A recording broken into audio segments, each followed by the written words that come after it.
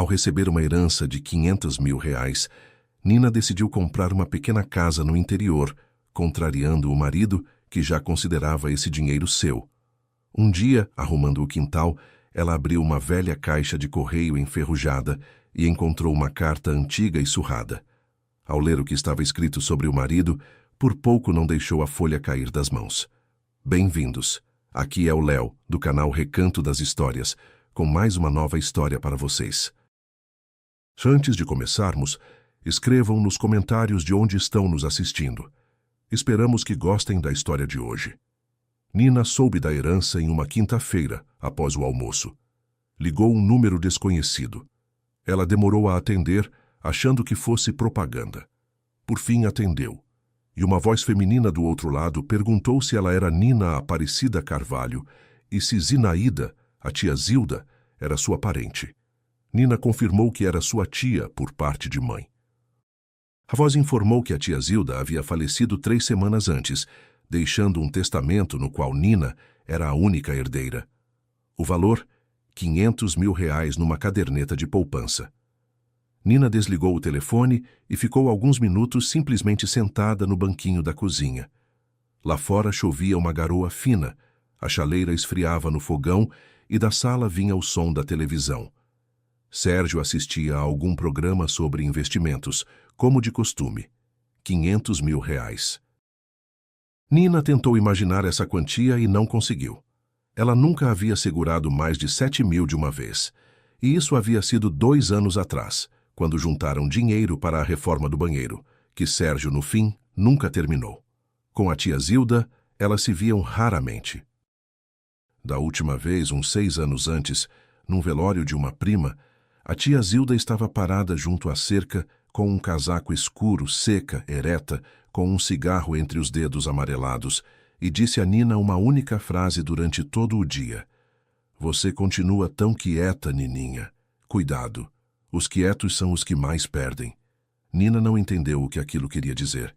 Agora, sentada na cozinha com o telefone na mão, ela se lembrou dessas palavras com uma nitidez como se a tia estivesse ao lado. A Sérgio ela contou à noite durante o jantar. Colocou na frente dele um prato com arroz, feijão e almôndega, sentou-se à sua frente e disse: Me ligaram de um cartório. A tia Zilda me deixou uma herança. R$ 500 mil.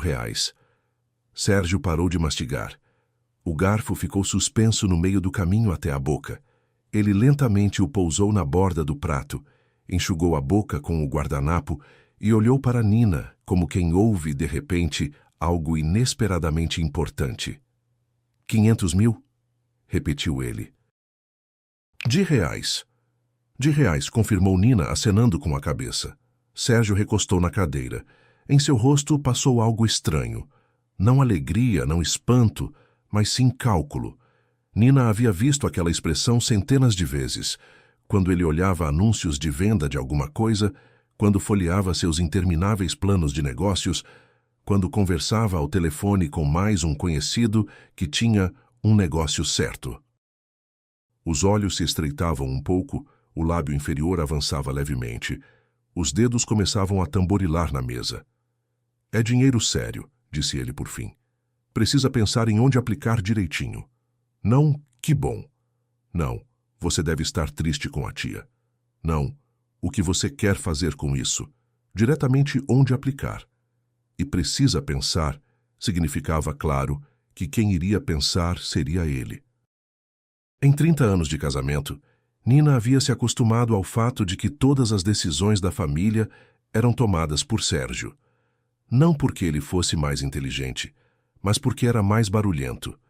Ele sempre falava com segurança, com vigor, como se cada ideia sua fosse a única correta. Nina trabalhava como contadora numa construtora até se aposentar, cuidava do dinheiro alheio com precisão e cuidado e entregava o próprio ao marido, porque assim era o costume. Sérgio decidia qual móvel comprar. Sérgio escolhia para onde ir nas férias, embora raramente fossem a algum lugar. Sérgio até no mercado ia na frente com o carrinho e colocava nele o que julgava necessário. E Nina ia atrás, de vez em quando devolvendo silenciosamente à prateleira um pacote de biscoito caro que ele jogara no carrinho sem olhar o preço. Dinheiro sempre foi assunto delicado na família. Sérgio vivia tramando algo. Ora comprava um lote de mercadorias para revender. Ora investia num conhecido que estava abrindo um lava-rápido. Ora pegava eletrônicos a prazo para depois vender com lucro. Nada disso rendia. O lava-rápido fechou em 6 meses. As mercadorias apodreciam na garagem. Os eletrônicos foram vendidos pela metade do preço. Mas Sérgio nunca reconhecia os erros. Cada fracasso ele explicava pelas circunstâncias, pelo azar ou pela desonestidade alheia. E toda vez, depois de mais um revés, 2 meses depois ele aparecia com uma nova ideia e a mesma expressão no rosto. Olhos estreitos, lábio avançado, dedos tamborilando na mesa. Já no dia seguinte à notícia da herança, Sérgio voltou para casa com uma pastinha plástica fina. Sentou-se à mesa da cozinha, espalhou na frente de Nina algumas folhas impressas e começou a explicar.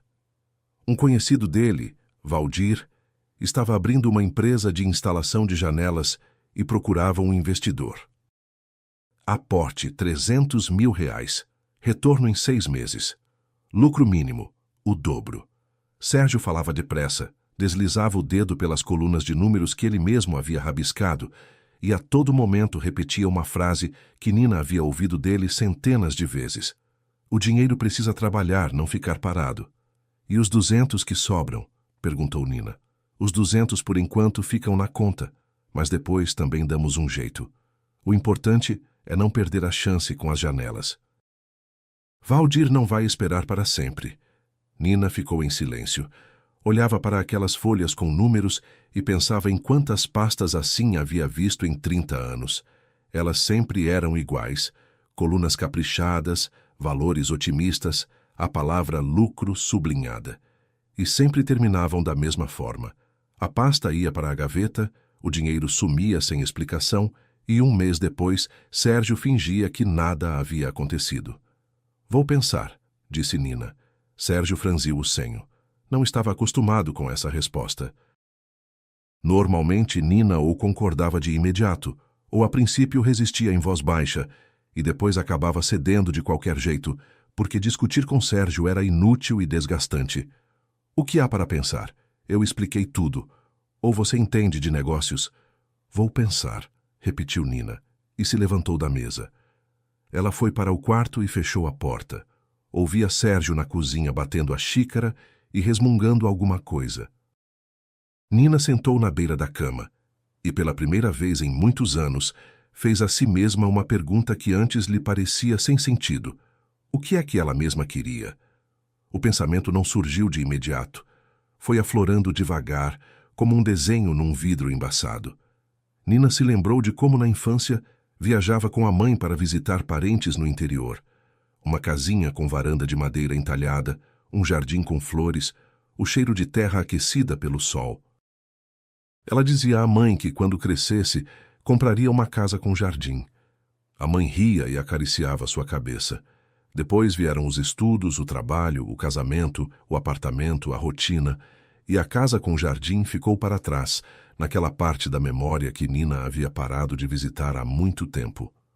Na manhã seguinte, enquanto Sérgio estava numa reunião com o tal Valdir, Nina abriu no celular um site de classificados e digitou na busca: casa no interior, preço acessível.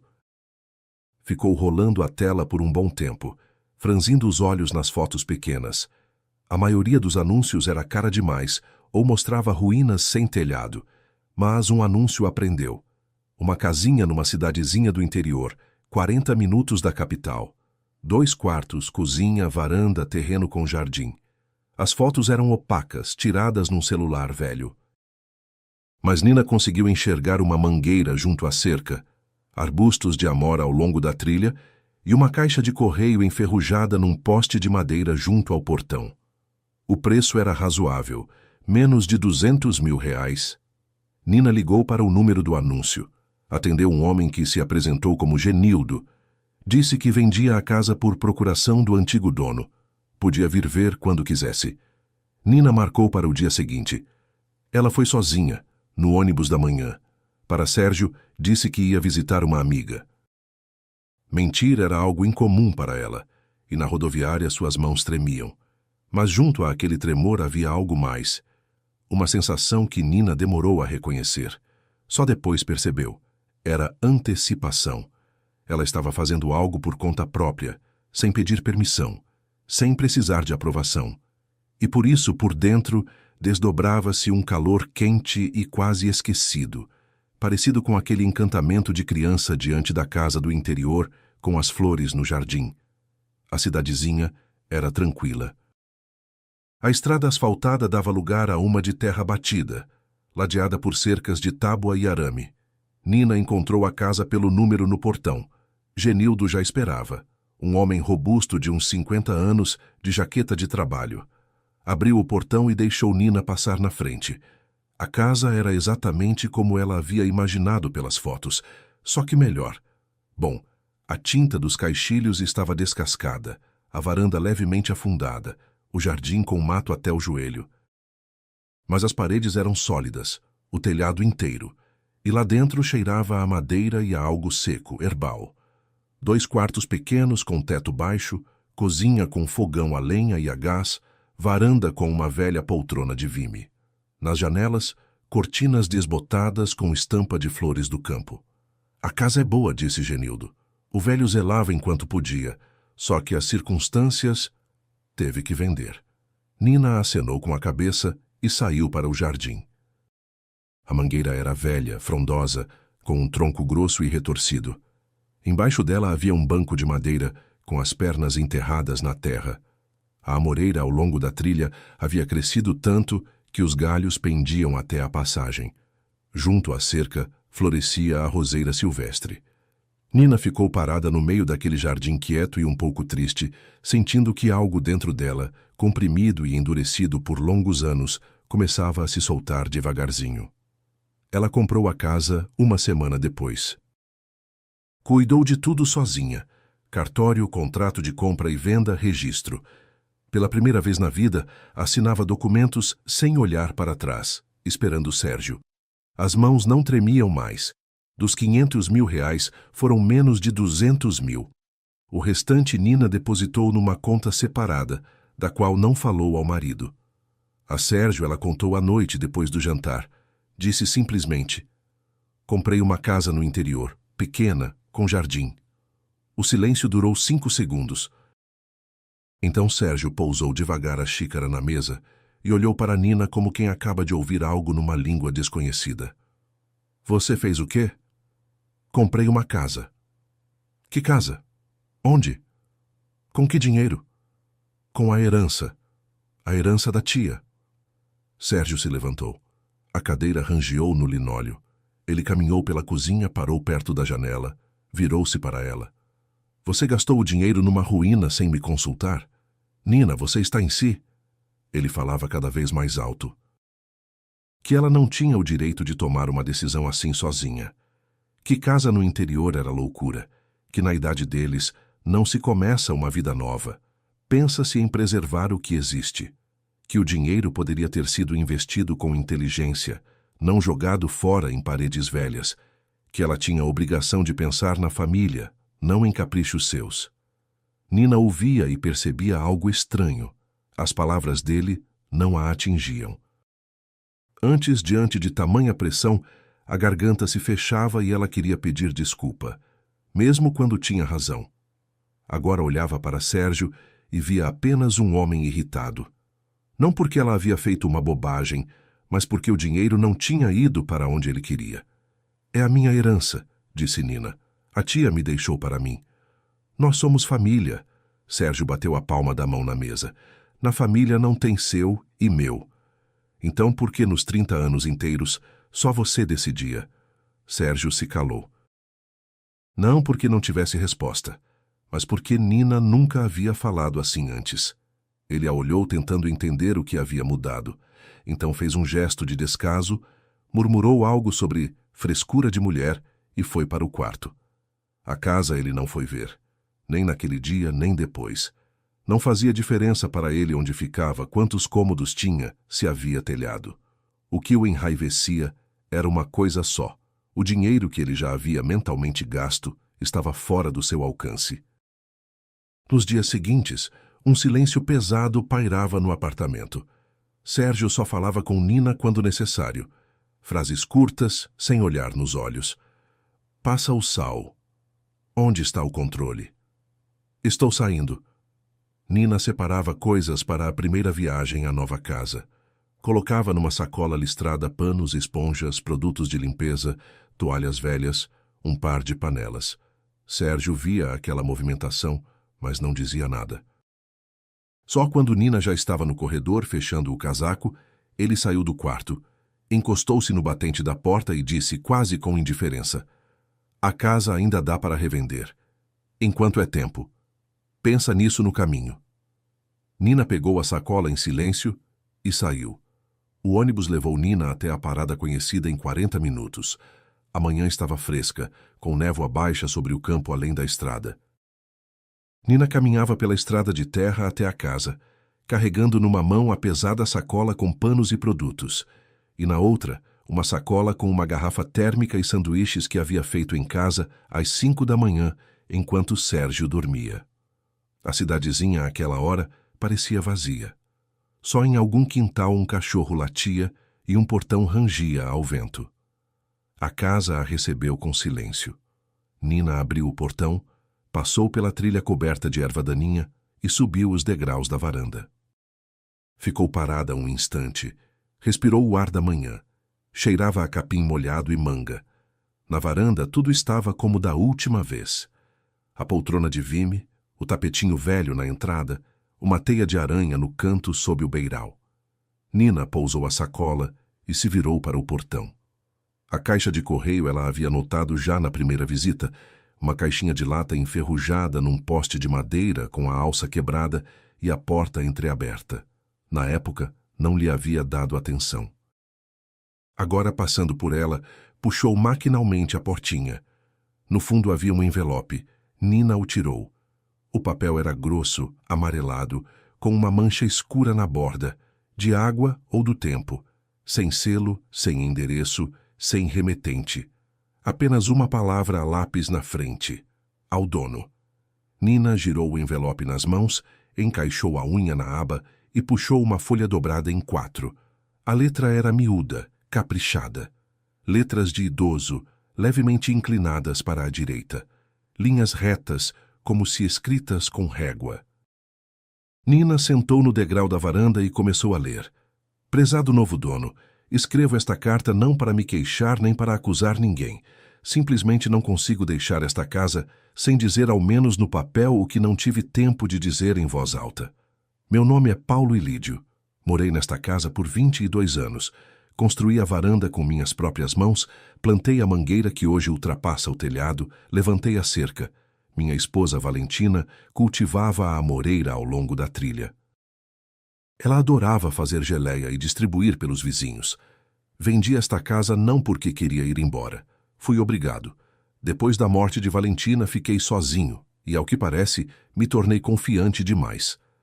Apareceu um homem que me ajudava com diversos afazeres, documentos, viagens, questões práticas. Chamava-se Sérgio Vitor. Dizia ser consultor, que trabalhava com idosos, ajudando-os a preservar e multiplicar suas economias.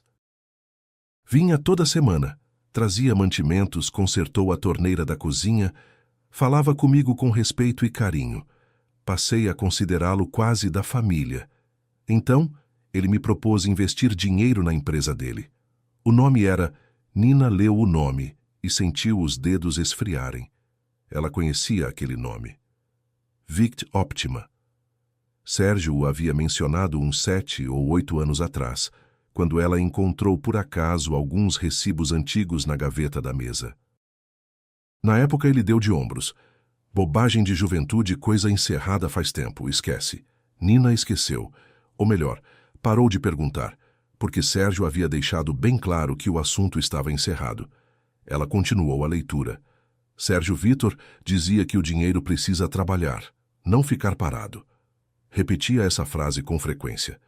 Mostrava-me papéis, gráficos, explicava que em 6 meses eu receberia de volta o dobro. Investi tudo o que eu e Valentina havíamos guardado para a velhice. R$ 120 mil. Para alguns isso é pouco. Para mim, era todo o dinheiro do mundo. Nos primeiros 2 meses, ele ainda vinha. Dizia que as coisas iam bem, que em breve sairia o primeiro pagamento. Depois foi aparecendo com menos frequência. Depois parou de atender o telefone. A empresa fechou. O dinheiro não foi devolvido. Fui à polícia, mas me disseram que formalmente eu mesmo havia assinado o contrato e eu mesmo havia transferido o dinheiro, que não havia crime, que era uma questão civil. Não me restaram forças nem dinheiro para uma longa batalha. Tive que vender a casa para pagar as dívidas. Havia pedido emprestado aos vizinhos e ao sobrinho, acreditando que logo devolveria. Escrevo isto não para um tribunal, nem para a polícia. Escrevo para que ao menos uma pessoa saiba que esta casa foi tomada, não entregue de livre vontade. Cuide bem dela. Aqui foram anos bons. Paulo e Lídio. Nina terminou a carta e ficou sentada por um longo tempo sem se mover. Uma ave saltitava no telhado vizinho. Em algum lugar uma janela bateu. Ela releu. Depois uma terceira vez. Sérgio Vitor. Vict Optima. O dinheiro precisa trabalhar, não ficar parado. Não era apenas uma frase parecida. Era a frase que Sérgio dizia em casa, à mesa da cozinha, toda vez que espalhava diante de Nina mais um conjunto de papéis. Palavra por palavra, Nina tentou se deter. Quantos Sérgios Vitores existem no mundo? Quantas empresas com nomes parecidos? As pessoas repetem os mesmos ditos. Ela repetia isso para si mesma, sentada no degrau da varanda, da sua própria casa agora. E cada argumento contra a coincidência se desfazia antes de se formar. O nome da empresa não era genérico. A frase sobre o dinheiro, Sérgio, pronunciava exatamente assim, com aquele jeito de dizer parado. E Paulo e Lídio não descrevia um golpista abstrato, mas uma pessoa concreta, afável, paciente, hábil em ganhar confiança. Ela dobrou a carta e a guardou na sacola. Passou o dia todo lavando o chão e limpando as janelas, mas fazia tudo mecanicamente, quase sem perceber o que fazia. As mãos trabalhavam. A cabeça voltava sempre às mesmas linhas.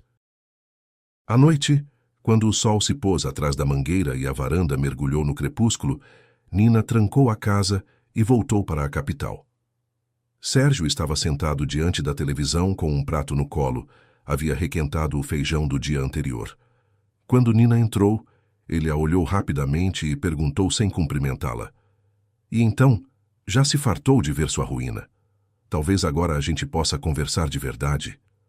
Ele desligou a televisão, pousou o prato na mesinha de centro e se virou para Nina. Nas mãos de novo a pasta.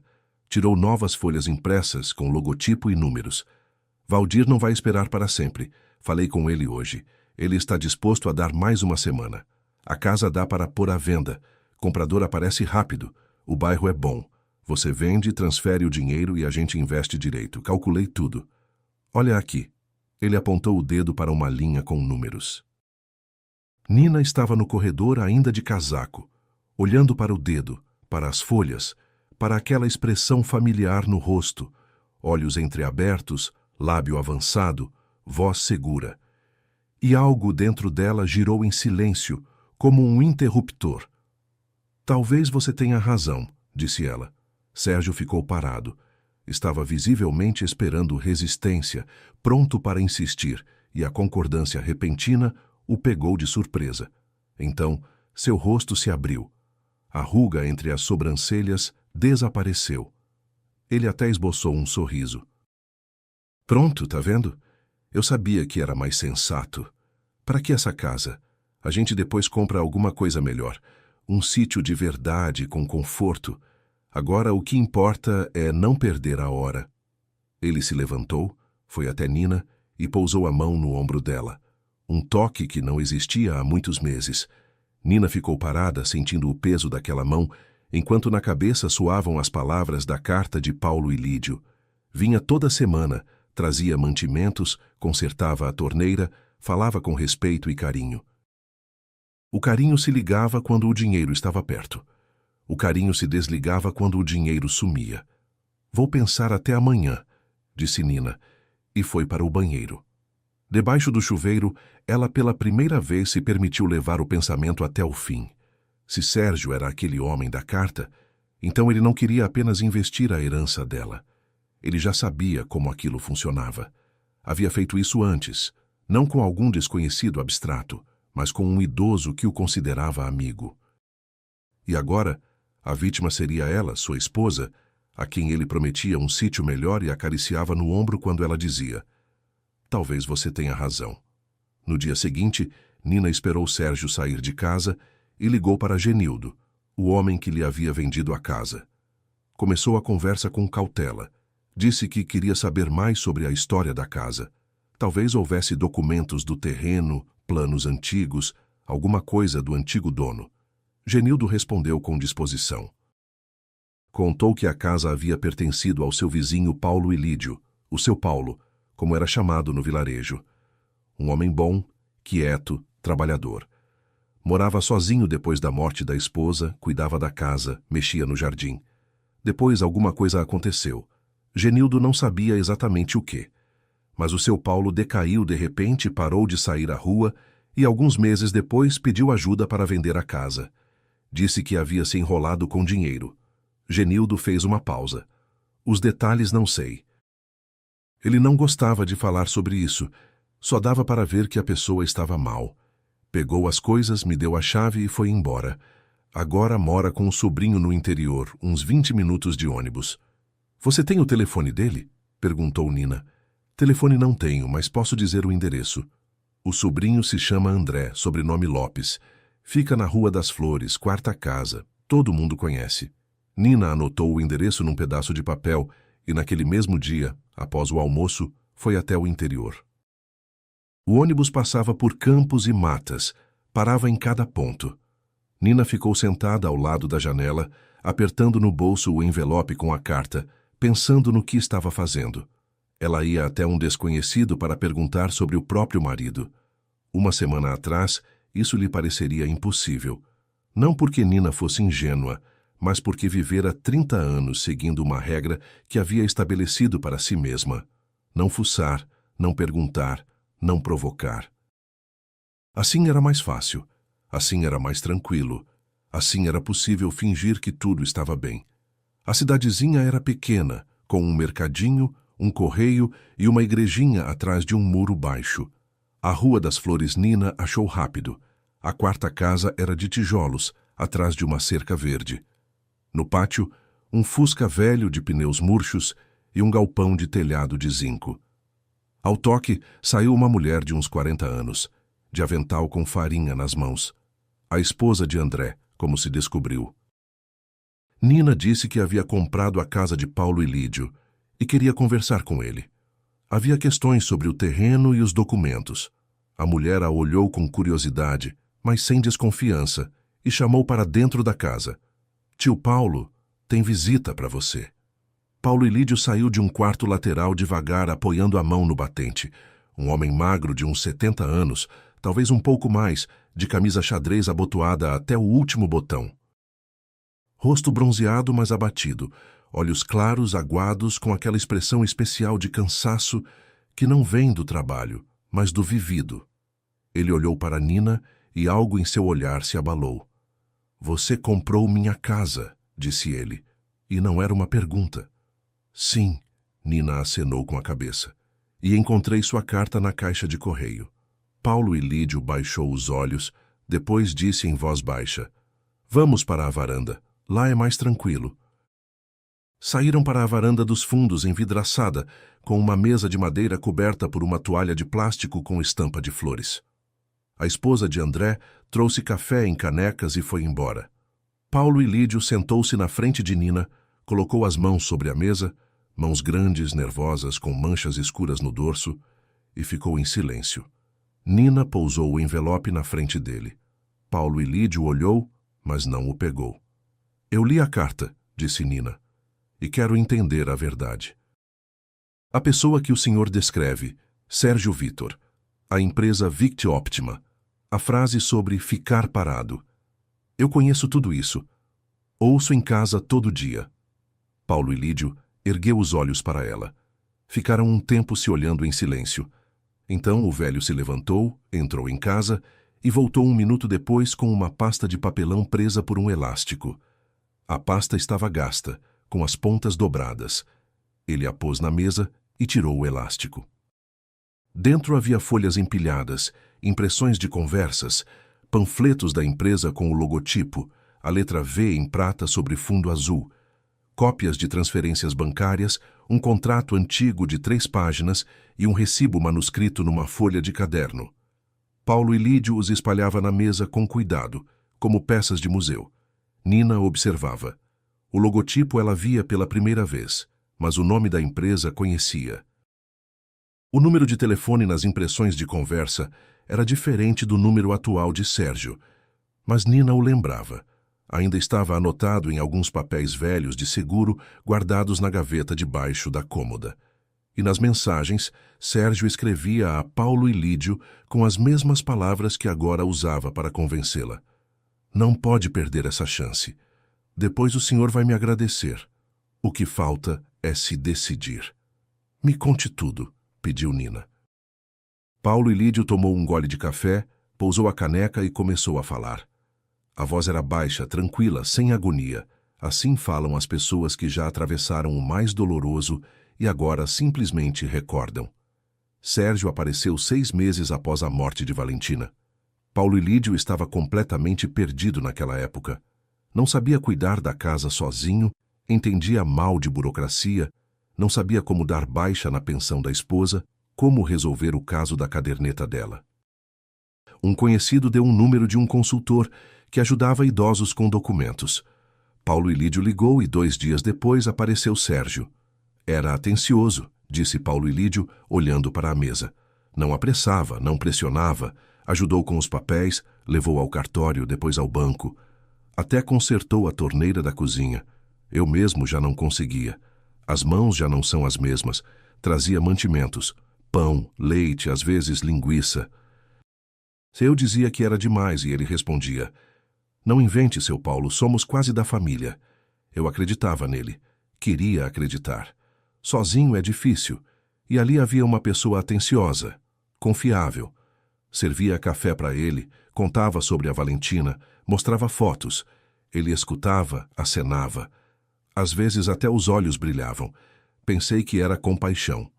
Depois de uns 3 meses, Sérgio puxou o assunto do dinheiro. Não de uma vez, não diretamente. Primeiro perguntava como Paulo e Lídio estava se virando, se a aposentadoria dava. Depois começou a falar sobre a empresa, que ajudava as pessoas a preservar e multiplicar. Dizia que o rendimento era bom, que os aportes eram segurados, que muitos clientes já haviam recebido os pagamentos. Paulo e Lídio de início recusou, mas Sérgio não insistia. Apenas a cada visita, como de passagem, mencionava que mais um cliente havia investido e estava satisfeito, gota a gota. Aguentei 2 meses. Paulo e Lídio passou a palma da mão sobre a toalha, alisando uma dobra inexistente. E então concordou. Eu e a Valentina tínhamos guardado para o enterro e para um dia de necessidade, 120 mil reais. Dei tudo, assinei o contrato, transferi o dinheiro para a conta da empresa. Sérgio Vítor me apertou a mão e disse: em 6 meses o senhor vai me agradecer. Nos primeiros 2 meses, Sérgio continuou vindo como antes. Dizia que as coisas iam bem, que em breve sairia o primeiro pagamento. No 3º mês as visitas ficaram mais raras. No 4º cessaram.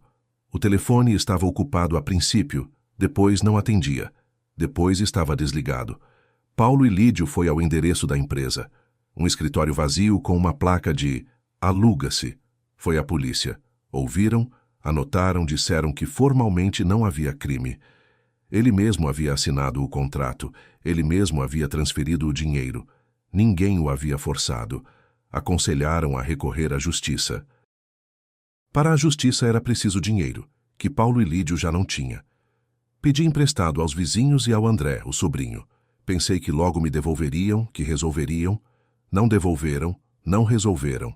As dívidas cresceram. No fim, vendi a casa, quitei as pessoas e me mudei para cá. Ele ficou em silêncio. Atrás da janela da varanda movia-se a sombra de uma bananeira. Pela toalha de plástico rastejava uma vespa. Nina estava sentada, envolvendo a caneca com as duas mãos, olhando para os papéis espalhados. Ali estava o contrato, 3 páginas em letra miúda. Embaixo, a assinatura de Paulo e Lídio. Ao lado, o carimbo da empresa. E um rabisco que Nina reconheceria entre 1000. Sérgio sempre assinava da mesma forma, um traço brusco para cima e uma cauda longa para baixo. Ela havia visto aquela assinatura em boletos, em formulários, em contratos de crédito.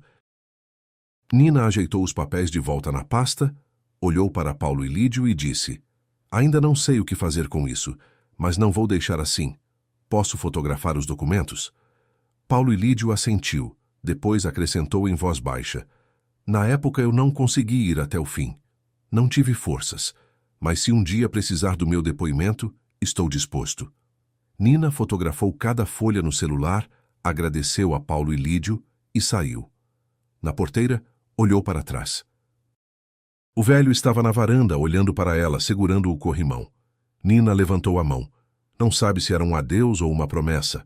Paulo e Lídio acenou com a cabeça. No ônibus de volta, Nina folheava as fotos dos documentos e pensava, não em como estava sofrendo, não em com que homem havia vivido 30 anos. Pensava que Sérgio, naquele mesmo instante, estava em casa com a pasta, esperando ela ceder e entregar o dinheiro. Que o esquema que ele preparava para ela era o mesmo que já havia testado num velho solitário. Só que agora a vítima deveria ser ela, a esposa, a quem ele prometia um sítio melhor e acariciava no ombro quando ela dizia: "Talvez você tenha razão." Nina guardou o celular no bolso e virou o rosto para a janela. Lá fora desfilavam postes, campos, orla de floresta. Ela ainda não sabia exatamente o que faria, mas uma coisa havia entendido com certeza: gritar e acusar não adiantaria. Sérgio sempre vencia no grito. Então era preciso agir de outra forma. Nina voltou para casa tarde. Sérgio já estava deitado no sofá em frente à televisão, coberto por uma manta. Na cozinha havia uma frigideira suja e uma caneca com café pela metade.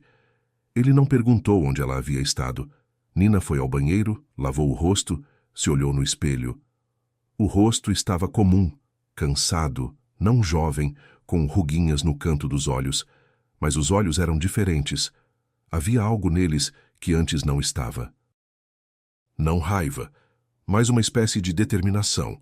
De manhã, Nina acordou antes de Sérgio, cozinhou mingau, fatiou pão, pôs na mesa a manteiga e um pote de geleia.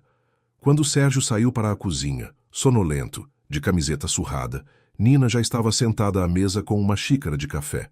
Esperou ele se sentar e disse em voz tranquila: "Pensei bem. Você tem razão. É melhor vender a casa. Mas quero fazer tudo direitinho, pelo cartório, com contrato, para depois não restar dúvida, para você não poder dizer que eu errei alguma coisa ou fiz errado." Sérgio, que já havia levado a colher até a boca, parou. Depois a abaixou devagar, olhou para Nina e abriu um sorriso. Não aquela careta irritada dos últimos dias, um sorriso de verdade, largo, quase meigo. Assim, ele sorria uns 15 anos atrás, quando ainda sabia ser cativante. "Ora, por fim", disse ele, "isso sim é bom senso."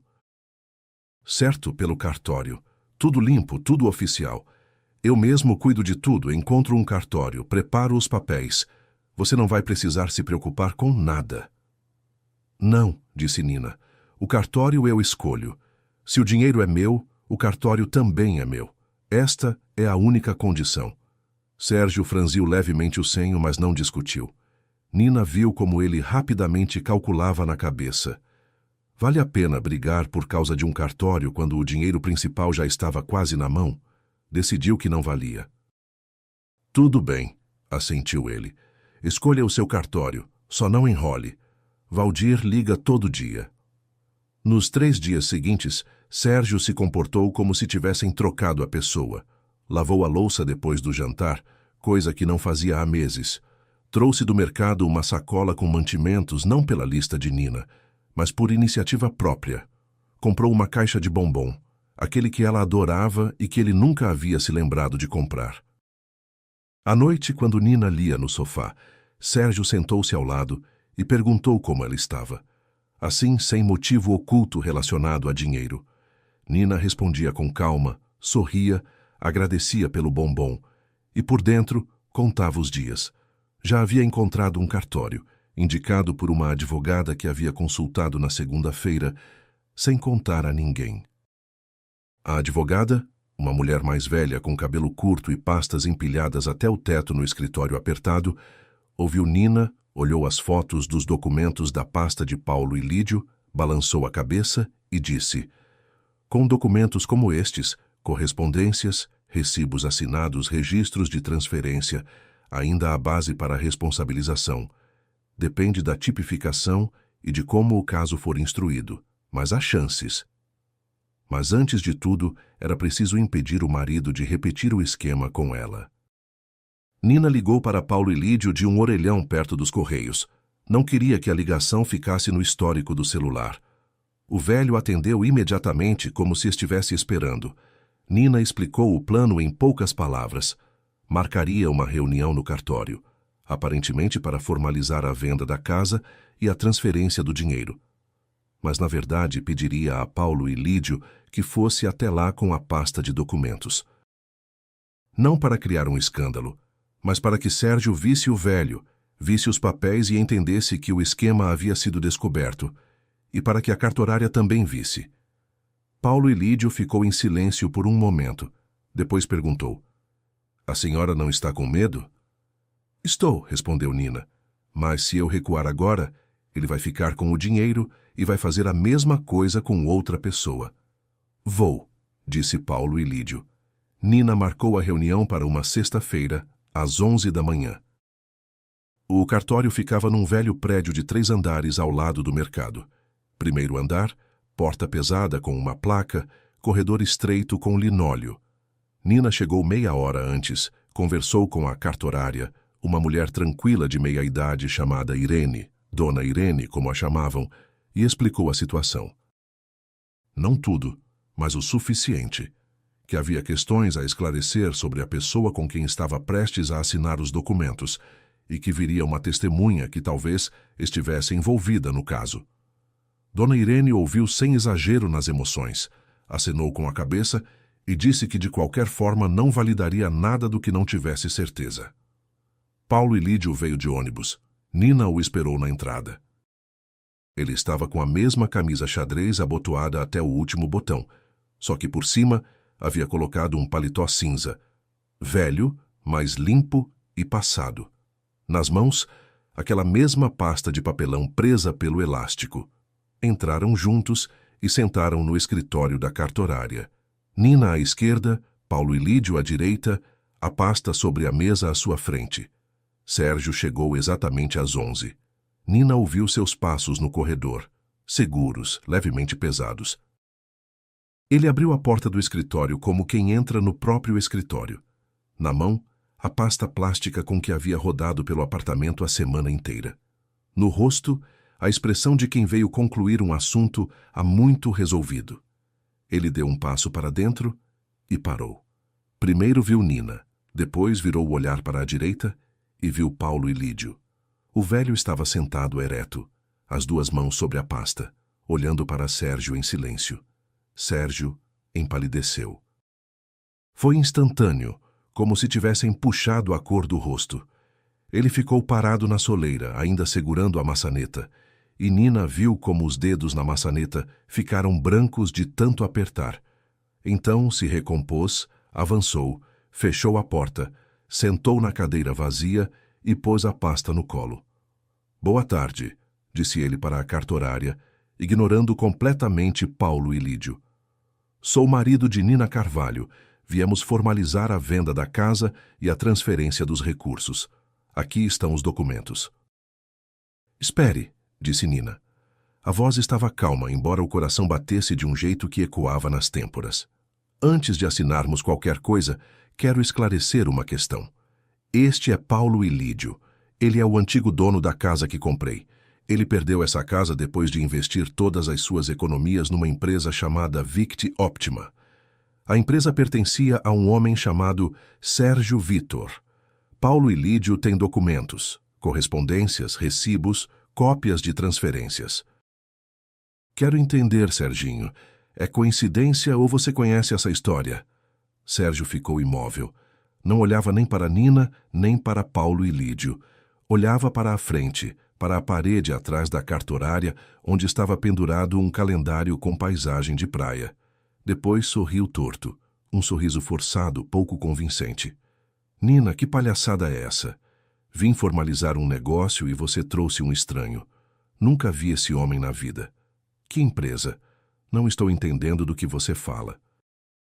Nina se virou para Paulo e Lídio. O velho, em silêncio, tirou o elástico da pasta e começou a tirar os documentos sobre a mesa. Primeiro, o panfleto do Vict Optima com o logotipo.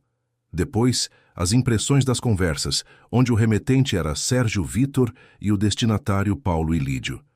Depois, as cópias das transferências bancárias com valores e datas. Depois, o contrato com assinatura e carimbo. E, por fim, o recibo manuscrito com aquele rabisco embaixo, traço brusco para cima e cauda longa para baixo. Nina abriu a bolsa e pôs ao lado os papéis de Sérgio, as mesmas folhas que ele havia mostrado em casa. Outro nome, outra empresa, outro ano. Mas a estrutura era idêntica. As mesmas promessas de lucro rápido, a mesma redação no contrato, a mesma cláusula em letra miúda dizendo que o investidor tinha ciência dos riscos e os aceitava voluntariamente. Dona Irene, Nina se virou para a cartorária. Por favor, olhe com atenção. Aqui estão os documentos que meu marido preparou para mim, e ali estão os documentos com base nos quais, 7 anos atrás, esse homem perdeu todas as suas economias. Peço que compare. A cartorária pegou as 2 pilhas, pôs uma do lado da outra e começou a ler. Um silêncio se instalou no escritório. Ouvia-se a conversa das pessoas no corredor e o zumbido do ar-condicionado no cômodo ao lado. Dona Irene leu devagar, passando o olhar de um conjunto de papéis para o outro. Depois tirou os óculos, pousou-os sobre a mesa e disse: Não vou validar esses documentos. E recomendo veementemente, Nina, que não assine nada do que foi apresentado aqui, até uma verificação independente completa. Sérgio se levantou de um salto. A cadeira atrás dele balançou e bateu na parede. Que absurdo completo! Ele apontou o dedo na direção de Paulo e Lídio. Esse velho está inventando. Está confuso, não está bem da cabeça. Eu não o conheço. Não conheço nenhuma Vict Optima. E o fato de os papéis serem parecidos... Desculpe, mas todos os contratos se parecem. É um formulário padrão. Virou-se para Nina. O rosto estava vermelho escuro. No pescoço, uma veia tinha inchado. Você armou isso. Em vez de resolver a situação como uma pessoa normal, trouxe um velhinho desconhecido e está me fazendo passar por golpista. Sou seu marido, 30 anos, e você confia mais num estranho do que em mim. Não sou estranho, disse Paulo e Lídio em voz baixa. Não se levantou, não elevou o tom. Ficou sentado com as palmas sobre a mesa, olhando para Sérgio de baixo para cima. Me lembro do senhor Sérgio Vitor. O senhor consertou minha torneira na cozinha. Trouxe pão e leite. Dizia que éramos quase da família. E depois levou tudo que eu tinha e parou de atender o telefone. Sérgio abriu a boca e fechou. Depois abriu de novo. O senhor está me confundindo com alguém. Nunca o vi antes na vida. Então, de onde vem sua assinatura no recibo? Perguntou Nina. Ela apontou para a folha manuscrita que estava sobre a pilha. 30 anos olhando para a sua assinatura, Serginho. Em boletos, em créditos, em formulários, você sempre assina igual. É ela. Sérgio olhou para o recibo. Por um instante, o olhar dele se fixou no rabisco embaixo da folha. Ele estendeu a mão, rápido, brusco, para pegar o papel, mas Dona Irene foi mais rápida. Ela cobriu os documentos com a palma e disse em tom firme que não admitia réplica.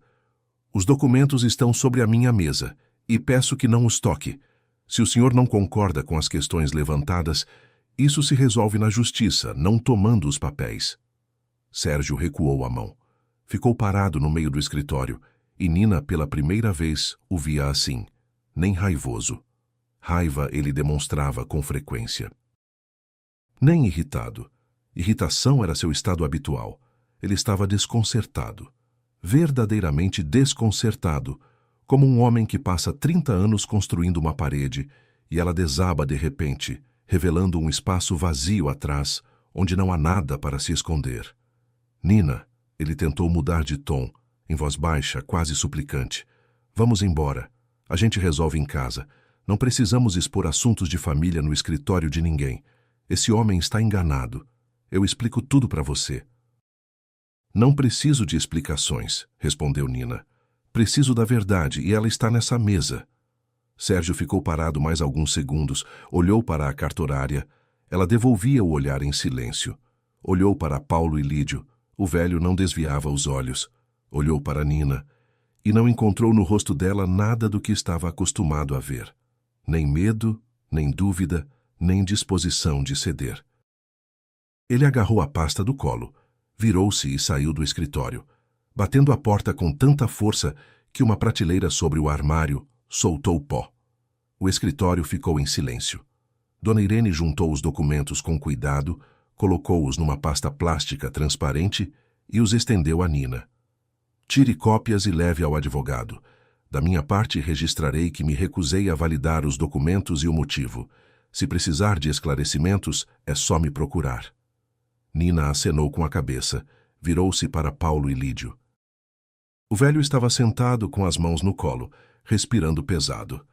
Era visível que o encontro havia sido difícil, mas o rosto estava sereno.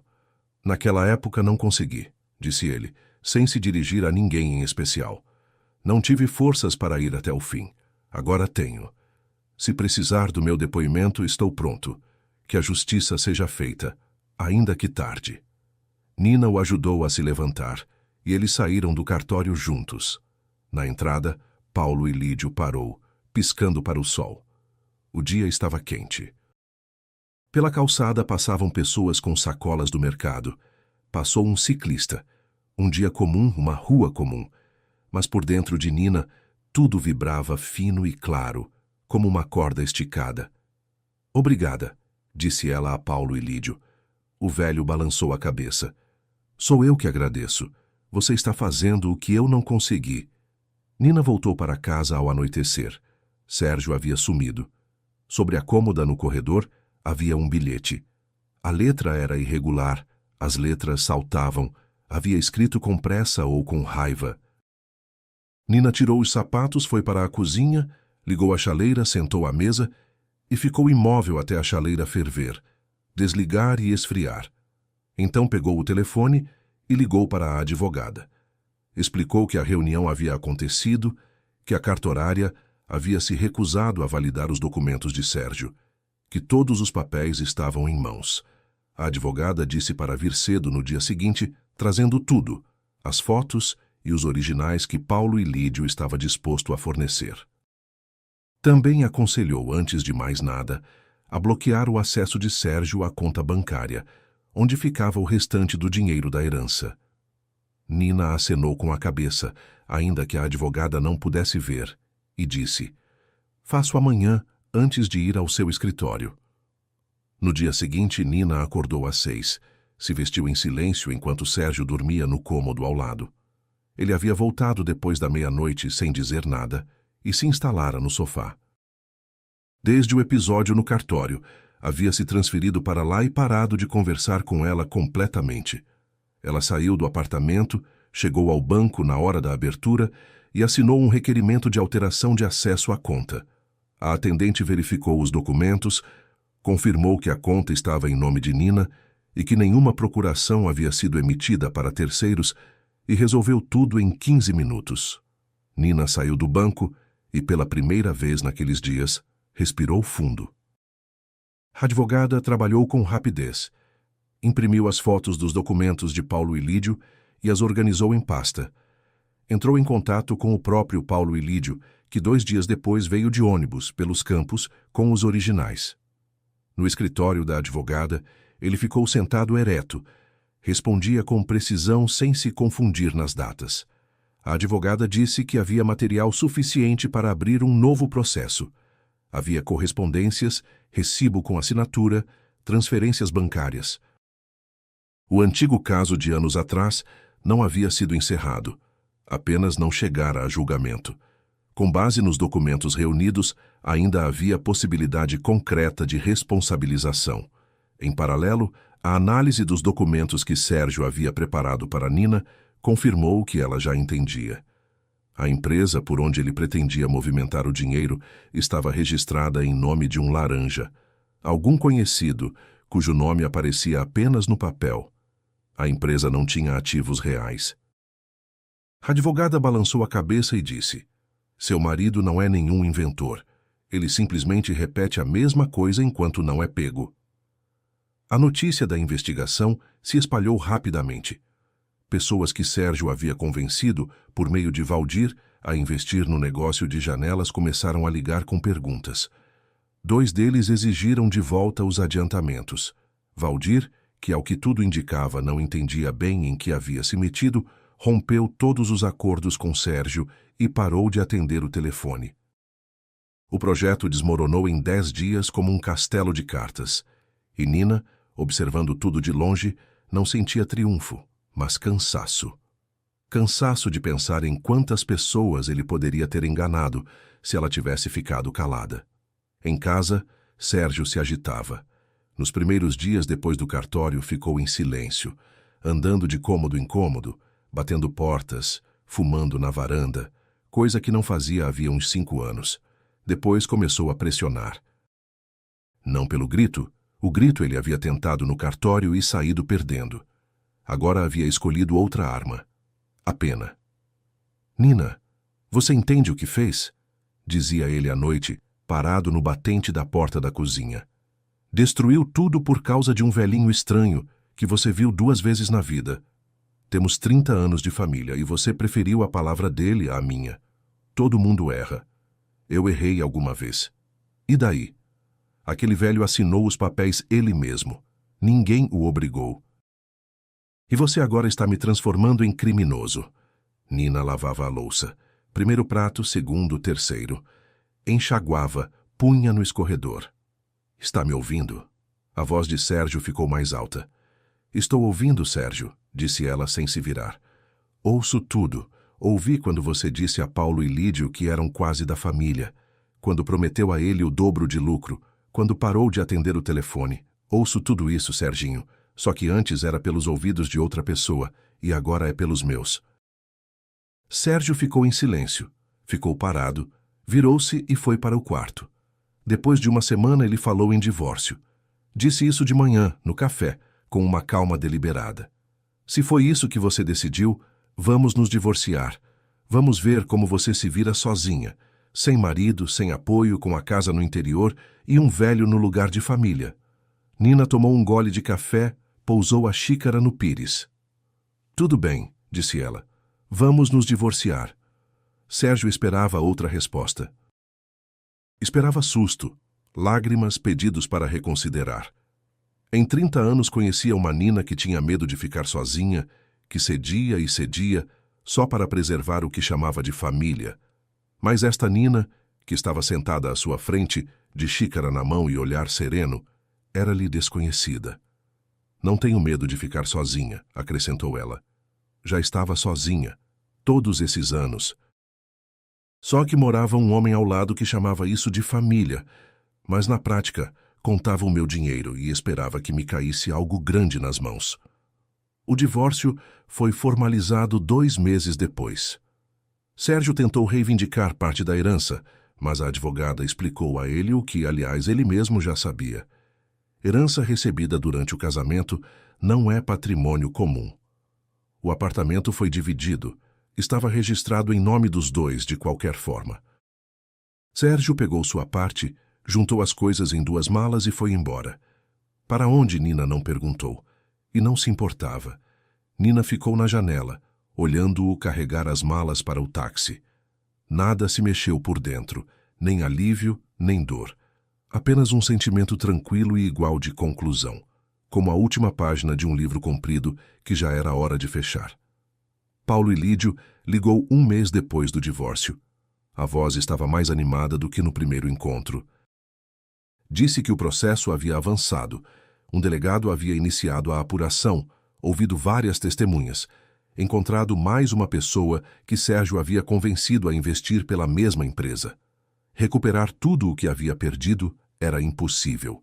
O dinheiro de Sérgio tinha ido embora tão rápido quanto havia chegado, mas o simples fato de o processo finalmente ter chegado a uma investigação significava para Paulo e Lídio mais do que qualquer quantia.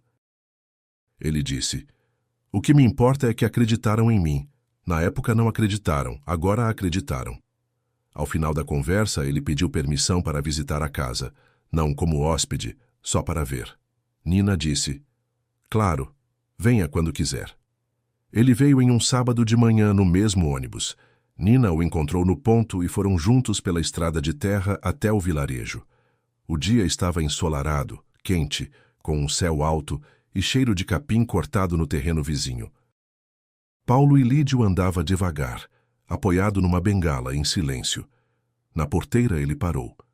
Ficou olhando para a casa, para as paredes caiadas, para a varanda com os degraus novos que Nina havia pedido ao vizinho para consertar, para o jardim. A mangueira já havia florescido e deixado brotar pequenas mangas verdes entre as folhas. A amoreira ao longo da trilha havia sido podada e amarrada. Junto à cerca florescia a roseira silvestre. "A Valentina plantou essa roseira", disse Paulo e Lídio com um aceno de cabeça em direção a ela. "Dizia que o chá dela é o mais saudável. Eu não acreditava. Todo junho ela colhia as frutinhas e secava no peitoril." Eles entraram no jardim e sentaram no banco embaixo da mangueira. Nina trouxe da varanda a chaleira e 2 xícaras. O chá era de saquinho, simples, mas Paulo e Lídio segurava a xícara com as 2 mãos e tomava devagar, em pequenos goles, piscando para o sol. "Pensei que fosse doer vir aqui", disse ele por fim. "Mas me sinto melhor. A casa não desapareceu, não foi parar em mãos ruins. Está com a senhora, e a senhora não vai abandoná-la." "Não vou", disse Nina. Eles ficaram sentados em silêncio, e aquele silêncio não era pesado, era leve, daquele tipo em que não há nada a dizer, porque tudo o que importava já havia sido dito. Quando Paulo e Lídio foi embora, Nina voltou ao portão. A velha caixa de correio enferrujada ainda estava pendurada no poste de madeira torta com a alça quebrada. Ela havia planejado há muito substituí-la. Na varanda já estava a nova, uma caixinha de folha simples, pintada de verde, comprada na loja de construção. Nina tirou a velha caixa, limpou o poste e pendurou a nova. Verificou a portinha. Abria, fechava, sem ranger. Levou a caixinha enferrujada para a varanda e a pôs ao lado da poltrona de vime. Não a jogou fora. Depois, talvez depois. A carta de Paulo e Lídio ficava em casa na gaveta da cômoda, no mesmo compartimento onde antes ficavam os papéis de seguro de Sérgio. Nina não a relia, mas tampouco a guardava longe.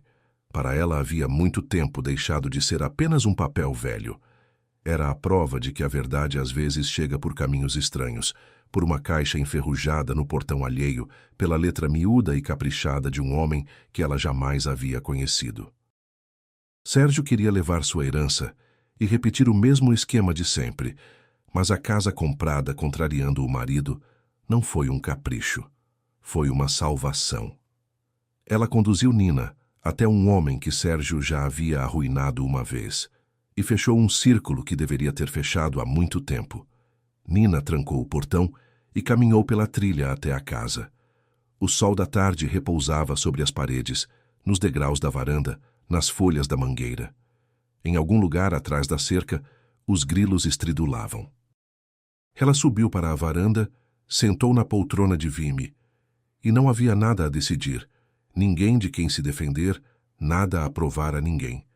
Pela primeira vez em muitos anos, ela simplesmente estava sentada na própria casa. Não na de Sérgio, não na casa de ambos, não numa casa alheia. Na sua. Obrigado por terem ouvido esta história.